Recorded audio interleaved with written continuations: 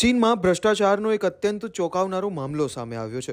હાઇહૌ શહેરના પૂર્વ mayor Zhang ઘરેથી તપાસ એજન્સીઓએ રેડ દરમિયાન અચંબિત કરી દે તેવી સંપત્તિ ઝડપી પાડી છે. રિપોર્ટ મુજબ ઝાંગ ઘરેથી 13,500 કિલોગ્રામ સોનું મળ્યું છે, જેની કિંમત અંદાજે લગભગ ભારતીય રૂપિયામાં 18,000 કરોડ રૂપિયા થાય છે. આ ઉપરાંત લગભગ 3,400 કરોડ રૂપિયાની કિંમતના યુઆન એટલે કે ચીની કરન્સી પણ જપ્ત કરવામાં આવી છે.